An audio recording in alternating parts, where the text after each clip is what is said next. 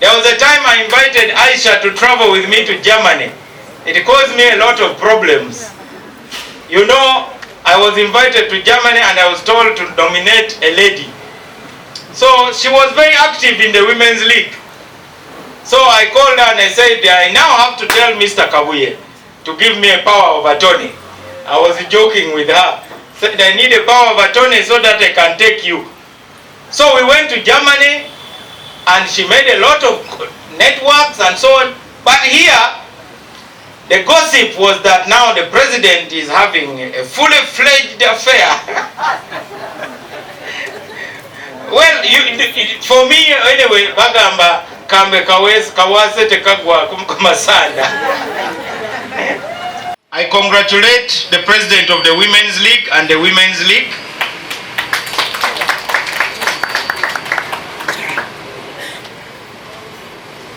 Women are critical. I was brought up by strong women. I congratulate you for launching the charter, which is your constitution. I congratulate you for the launch of your gender policy for our party, which is a campaign for equality. I congratulate you for the DP policy against sexual harassment. Honorable Kiria Ismail, it is not policy on sexual harassment. It is a policy against sexual harassment.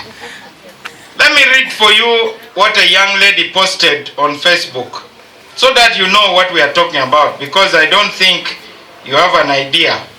It is a short statement which you need to hear. She said, I know many people will blame me for posting this here. Others will think otherwise, but I will have to care less about the negative energies. When I saw this picture, it reminded me of the worst experience in my campaigns.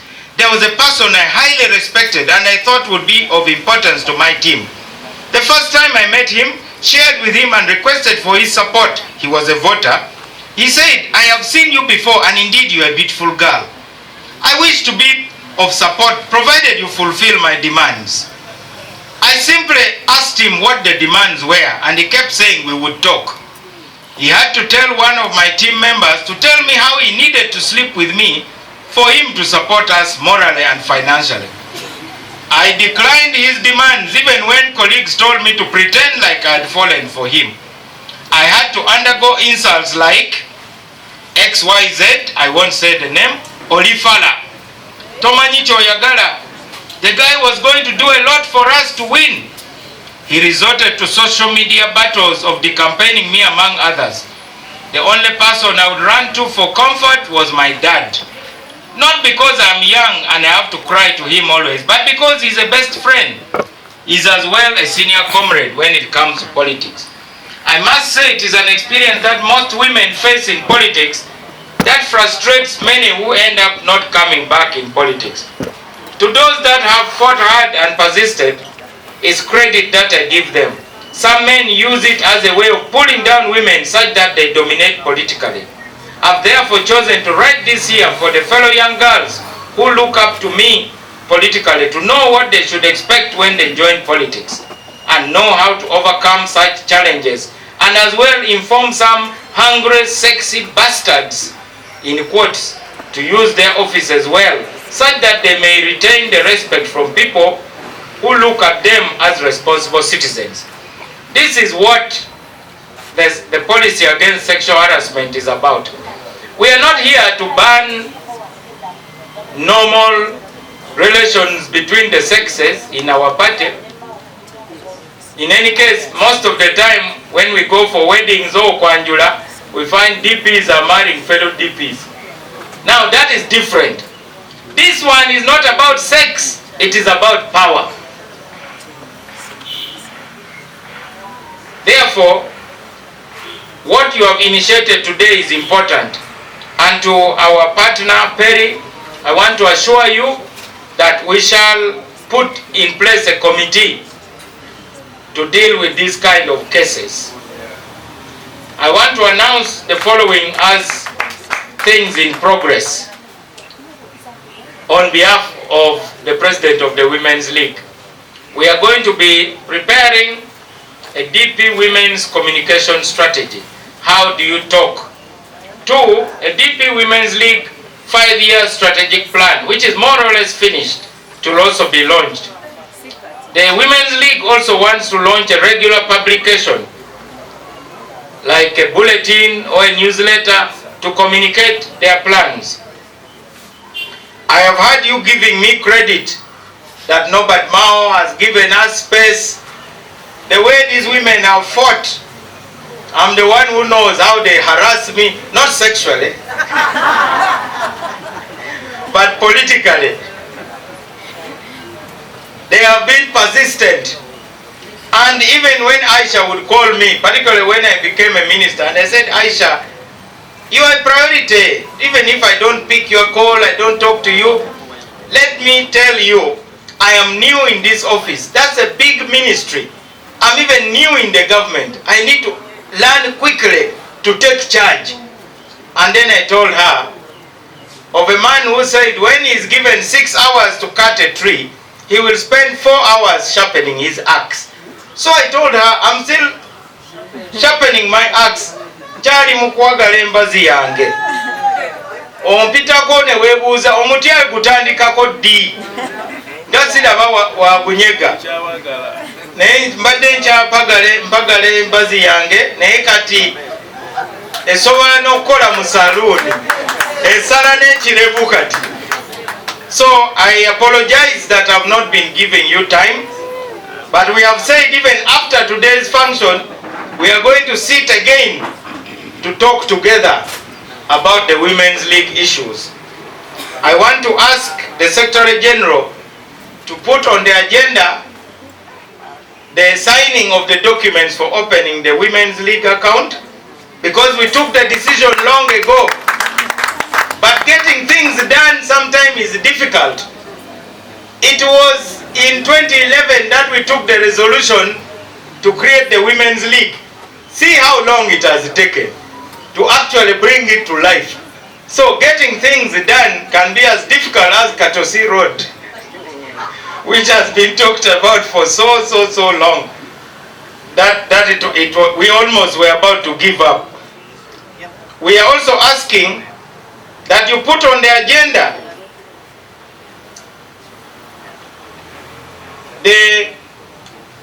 a budget item so that we have paintings of the pioneer Women League leaders to be in our headquarters.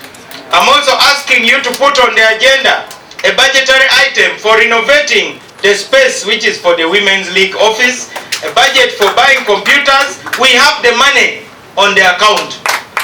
By the way, we are very economical as a party. We are a party that spends deliberately. Otherwise, we wouldn't have bought this place. Because other parties have been getting more money than us. Even the mighty NRM, they were tenants for so long, we were wondering. Finally, bavudde mu bupangisa. Eventually. So, tukekereza nnyo sente. DP can do with 10 million what NRM cannot do with 200 million. Yes, that is how we are. So I want to assure you, the money is there on the account, and this year, courtesy of the government of Uganda, 35 billion has been voted for political parties in parliament under the iPod arrangement, and 5 billion will go to the iPod secretariat, so that even parties that may not have huge amounts of money under the so-called formula for sharing can have activities. So the future is bright, and DP should be ready to receive all these resources. We would like more women in the Women's League to be exposed externally, visiting foreign countries. There was a time I invited Aisha to travel with me to Germany. It caused me a lot of problems. You know, I was invited to Germany and I was told to nominate a lady. So she was very active in the Women's League. So I called her and I said, I now have to tell Mr. Kabuye to give me a power of attorney. I was joking with her. Said, I need a power of attorney so that I can take you. So we went to Germany and she made a lot of networks and so on. But here, the gossip was that now the president is having a fully fledged affair. Well, for me anyway, bagamba kambe kawase tekagwa kumasanda. Wekava kutoke kagenda kulumonde, kava kulumonde kagenda kumwogo. Kambe kawase akatagwa kumasanda.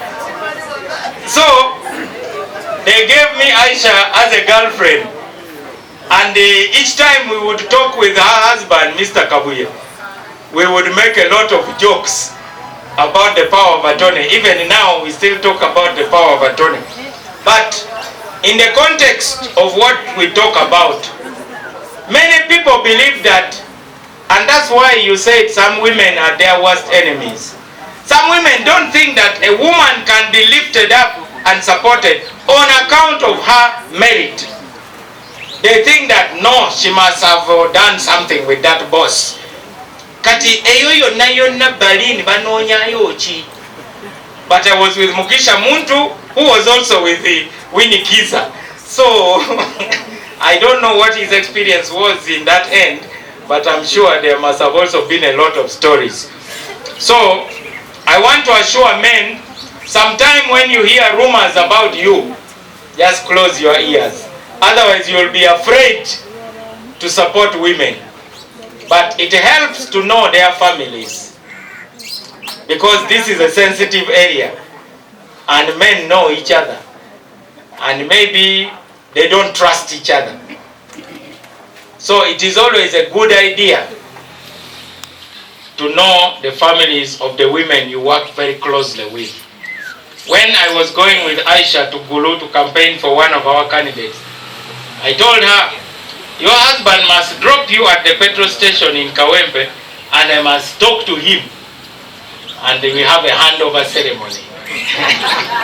Not for any other reason, but only to say that I will be to blame in case of anything. Of course, most of it was a joke. But seriously speaking, if we are to work well as men and women, we need transparency. In my presidential campaigns, I made a policy that when any lady, whether campaigners and what, are coming to my hotel room, the door must be open. It helped me a lot, because you know people are bound to exercise a lot of wild imaginations in that area. But for you young people who are still searching and what, we are not banning things. Proceed properly. Finally, don't misuse. I would like to invite the chairperson of the Women's Council to organize a training with the experts of the GROW program to come and talk to the Women's League. We shall make sure that we prepare the chairs, the tents, and whatever is needed. So our president of the Women's League, please call the women. Nowadays, being a DP has become very hard. All the DPs now, people think they have money. Atoba mulimu government. So I'm really happy that many of you have struggled to be smart and so on, because buliwe muita abantu baba wairiza. Timtulaba president anyirira nnyo.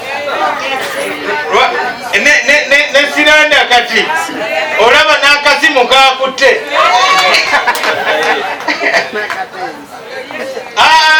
Abantu bakyusa engeri gye bakulabamu. So tulina okufuba nnyo baleme kutuwaayiriza bwereere. At least batuwaayirize naye nga naffe tufunyeemu. So you call the people of GROW to be here. Microfinance support group, tubasabye bayambe cooperative ya Kabalaza. Tukyali mu program eyo. Lawyer wange mbayoza olw'okumaliriza okuregisteringa Kabalaza cooperative. There is a grant also in KCCA. Banayi government ngazi. Omanyi weesibira eno n'otamanya biri munda. You know, it is until you are in the Mbuga, that's when you know that there is Nkuluze, there is Ikwanika, there is what? And in the Nkuluze, there is even no accountability. You just go and cry in front of the Kabaka, and the Kabaka, unonga munyivu, muweyo mairo yetaka. Because that one is the prerogative. I also want to promise the leaders of DP and also organize a meeting so that you go and meet the chairman of NRM. Ekintu kireme kubeera kya Mao ne President Museveni. It is Mao, President Museveni, Secretary General Todwong, and Secretary General Siranda. So that people can also to go and also tell him, because naye yetaaga kuwabulwa on how to win back the places he has lost. Ate DP ye ina amagezi ago. Fetumanyi nati weziri. So we can always reclaim all these places. Nolwecho subirango oba mu wiki esooka omwezi ogujja tubeere n'omusomo wano nga tusoma ku sente ezisobola okuyamba abakyala ba DP. Ezo sente si za NRM, ezo sente si za President Museveni, sente za government. Ate bano abatupikamu omukka temwesembereza NRM bo bazifuna kirona misana balya muluzise ne mululime. N'olwekyo twegendereze nnyo ekyo kye nagamba Aisha ti omuntu yakupikamu omukka n'omenya n'ekifaananyi kyange ne weerabira nti nze nnyinza okutaasa. N'olwekyo tubeere n'omusomo nga priority bakyala banange ekya semi-autonomous kikulu nnyo. You are independent in your decision making and you are only within the DP structure and framework, and you work within the policies of DP, but you make your own decisions. Tumanye ti ebyobufuzi wetuli si byangu, but let us ask questions. Mukifo ky'okunnenya mubuuze ekibuuzo. I'll appreciate that a lot. Ekyoku implementing and popularizing, I hope our partners can put aside some resources so that we can work on it. We promise to put substantial, we have promised 30% of the party's resources for the Women's League. Because the Women's League has got also young women, so it also covers the youth in that area. And I ask you not to leave the young women. Sometimes there is some conflict between the young women and the mature ones. Okay. Well, I'm happy to see Evelyn there as the MC. It means you are working well with some of the more younger people. But in the previous government, there was some issue. So today, we celebrate the historic decision made between the 24th of March 2011 and 26th of March 2011 at Tropic Inn, Masaka, where Honorable Maxensia was there. When we made the resolution to transform the DP women's organ into a fully fledged women's league, which is semi-autonomous. At the same decision also empowered the party to transform the DP youth organ into a fully fledged Uganda Young Democrats. So it is important to make decisions. And when you make a decision, implement it. We expect a lot of resources from our partners. Some of our partners had been misinformed about the cooperation agreement. We called them and explained to them, and they have understood. Some of them in their own countries, they have these same arrangements. But it looks like some of our friends don't want Africans to work together. I'm suspicious. Because in America I would see Pelosi in the White House with Donald Trump, and yet they never liked each other. So, do we love DP? If we love DP, let's work together. I want to announce that I have a meeting with the members of parliament from DP. They have invited me to meet them because I think they have realized that we need to talk. I have been invited also by various branches, like the one of Masaka. I will go and meet them. We are going to convene a meeting of the National Council so that those who stood on DP ticket and our chairpersons can come and we talk about the future of the party. Many of the people who have grievances should know that the future of the party is in our hands. One day there will be another president for DP. In DP there is no Paka last.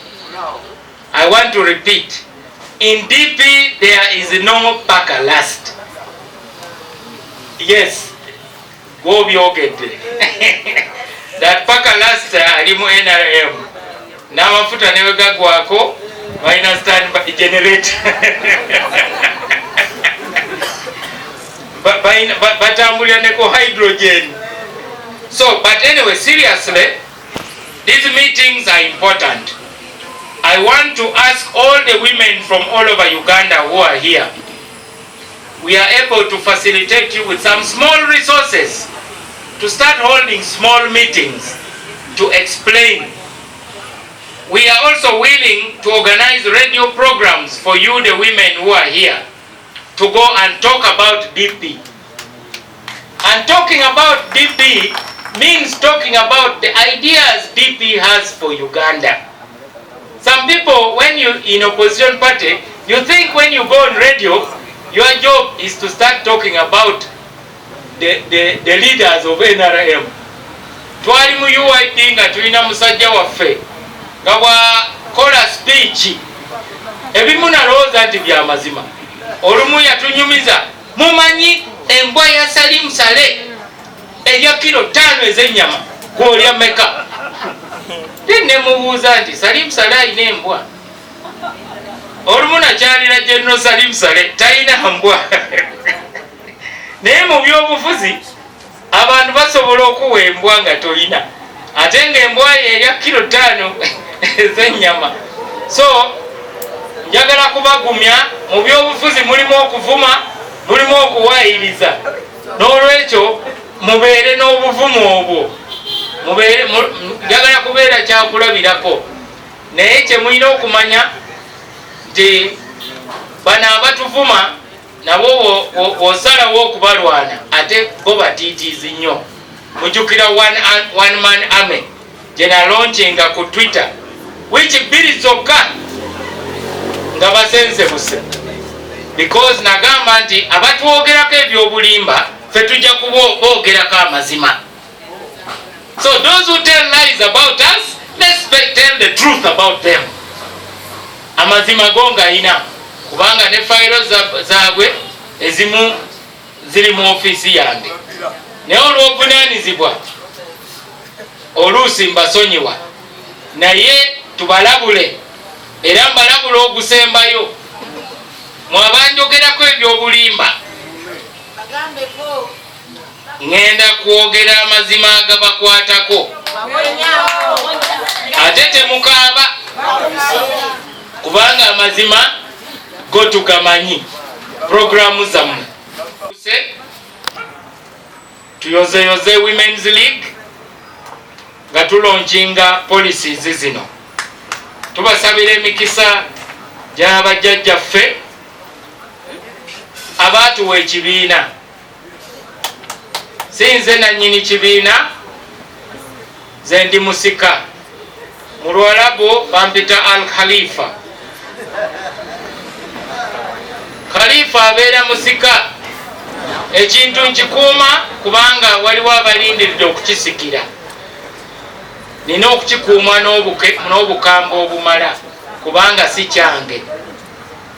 Bano ba Helen webali, Bakirya, baani, ba Eva balindiridde okukisikira. Naye tojja kukisikira nga tosaanidde. Abamu mujja kubeera nga ba Esau. obusika bwammwe babubalyeko. Ndowooza nange mu dipininga nga Yakobo, kubanga ba Esawu baaliwo, naye olw'obujega ne balemererwa okusikira ekintu kya kitaabwe. Kati onenya Yakobo, naye ne Esawu yafuna omukisa. Ne ba Esawu bali benjogerako, nabo babagabirako emikisa, n'emikisa egisinga bagifukirira Yakobo. Mwebalire nnyo, mwebalire ddala okumpuliriza.